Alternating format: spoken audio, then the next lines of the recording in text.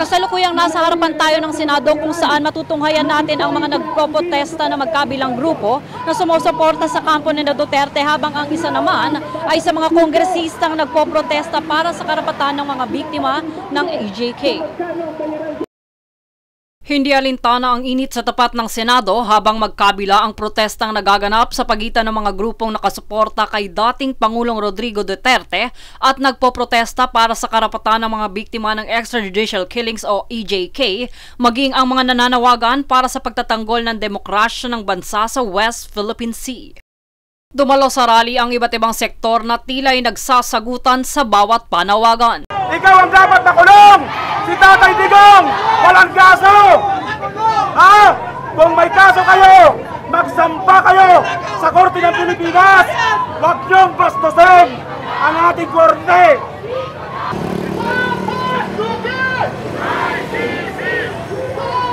Dapat ikulong! Sino ang dapat ikulong? Sabay-sabay natin ang sigaw! Duterte! Ikulong! Duterte! Ikulong! Duterte! Ikulong! Sa panayam naman kay Bayan Chairperson Teddy Casino, ipinahayag niya ang kanilang hangaring masiyasat ang pagkakaugnay hindi lamang ni Duterte, kundi maging sina Senador Bato de la Rosa at Senador Bongo sa mga kaso ng EJK. Ang Senado mismo ang kumilos para i-inhibit si Senator Bato at si Senator Bongo. In fact, hindi sila mag-appear dyan bilang panelist, no, bilang mga senador, kundi bilang mga resource person. At sila kailangan ay mag-take ng oath para magsabi ng katotohanan at kung hindi, sila ay kakasuhan ng perjury. Dahil tingin namin, ang tatlong pangunahang dapat investigahan dito ay si Duterte mismo, si Bato de la Rosa at si Bongo. Palalimin din nila yung kanilang pagsusuri to look into the policy implications ng nangyaring drug war. Kasi napapansin talaga natin na whether it is the Duterte regime o yung iba pang gobyerno, yung tendency ng gobyerno na i-violate yung due process, to cut corners in its anti-criminality and anti-insurgency campaign, ay nagre-resulta sa malawakang human rights violations. At dapat matumbok din yan ng mga investigasyong ito. Ngunit buwelta naman ng mga grupong sumusuporta kay Duterte, hindi sila bayad upang ipagtanggol ito. Duterte pa rin, fight against anti-drugs. Pero kami dito, alam ko, hindi kami bayad. Sa puso namin ang pagsama namin dito. At makikita naman natin ang diferensya ng panahon ni President Duterte at panahon ngayon. Pahayag pa ng taga-suporta ni Duterte, peace at that time.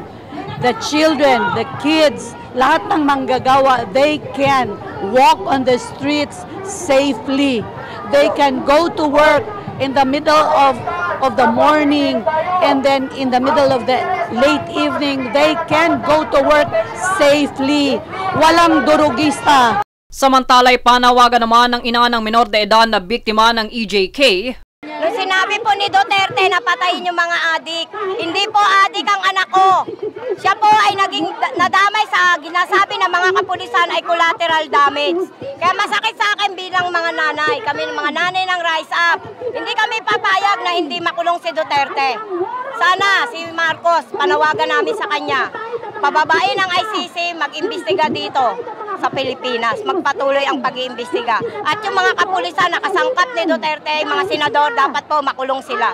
Sa kabilang banda, base sa panig ng grupong Pader, nais nilang mapabilis ang pag-uusisa ng kaso ng EJK sa pamamagitan ng tulong ng ICC. Mabigyan linaw kung ano po ba talaga ang kinakaharap ng ating dating Pangulo. Hindi sa idinidikdik natin siya, pero kailangan natin ang tulong ng ICC upang mabigyan linaw ito. Hindi lang issue to na kung ano pa mang issue ng mga buhay na nasawi ito. Issue ng mga extrajudicial killings ang sangkot dito. Hindi lamang mga ordinaryong bagay.